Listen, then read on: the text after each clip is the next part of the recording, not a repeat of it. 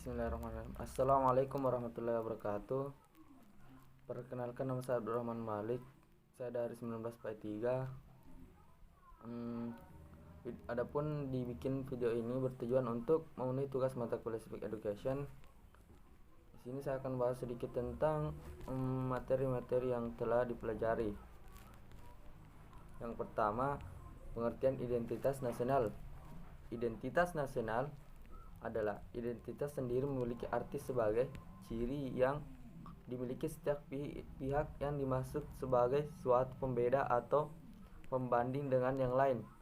Sedangkan nasional atau nasionalisme memiliki arti suatu paham yang berpendapat bahwa kesetiaan tertinggi individu harus diserahkan kepada negara kebangsaan, faktor persamaan turunan, bahasa, daerah, kesatuan politik, adat istiadat, dan lain-lain.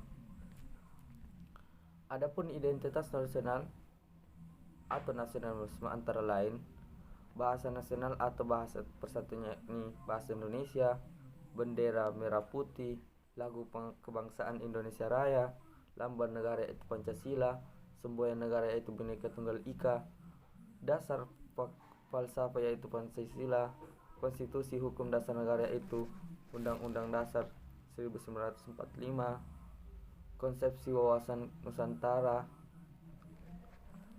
Yang kedua, atau bagian B, pengertian warga negara. Warga negara mempunyai kekuasaan negara menjangkau semua penduduk di dalam wilayahnya. Penduduk di dalam suatu negara biasanya menunjukkan beberapa ciri khas yang membedakan dari bangsa lain. Perbedaan ini tampak misalnya dalam kebudayaan, nilai politiknya, atau identitas nasionalnya, kesamaan dalam sejarah perkembangan bahasa dan kebudayaan, suku bangsa, dan kesamaan agama. Merupakan faktor-faktor yang dapat mendorong keras terbentuknya persatuan nasional dan identitas nasional yang kuat.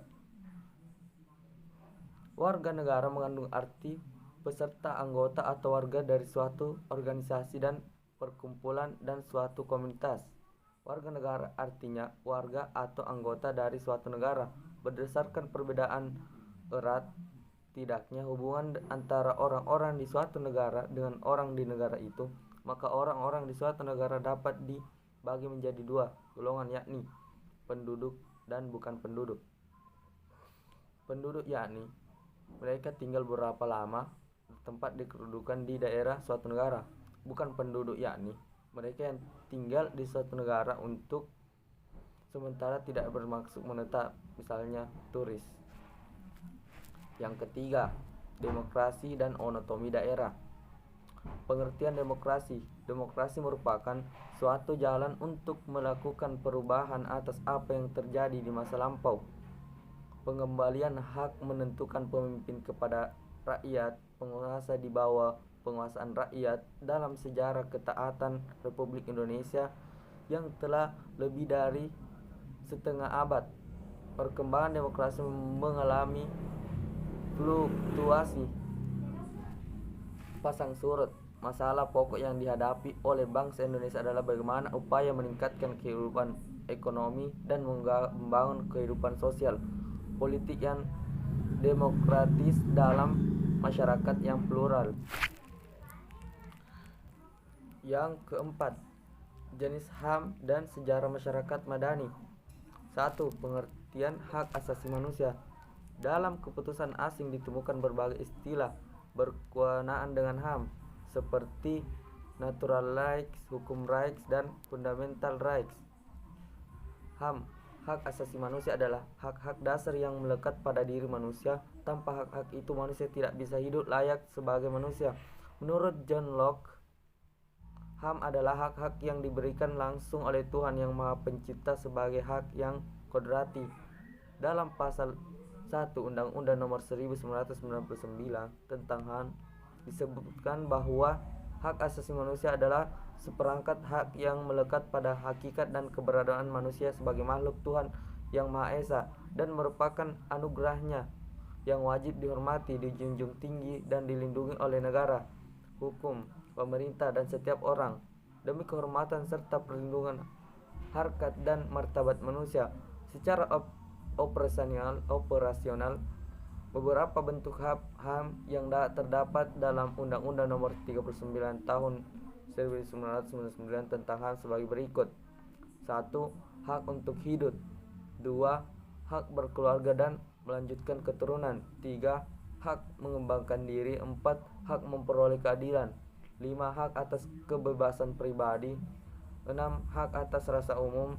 7. Hak atas kesejahteraan. 8. Hak atas turut serta dalam pemerintahan. 9. Hak wanita. 10. Hak anak. Sejarah masyarakat madani.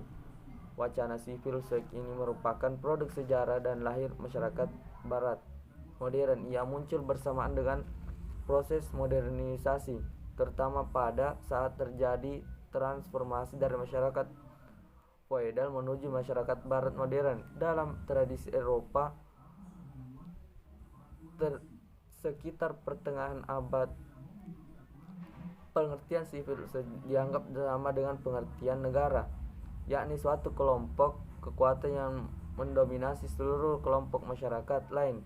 Akan tetapi, pada paruh abad, terminologi ini mengalami pengertian makna stat dan civil society dipahami sebagai dua buah entitas yang berbeda.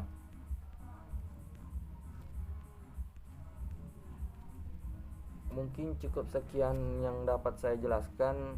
Lebih dan kurangnya mohon dimaafkan. Wabillahi taufiq wal hidayah. Assalamualaikum warahmatullahi wabarakatuh.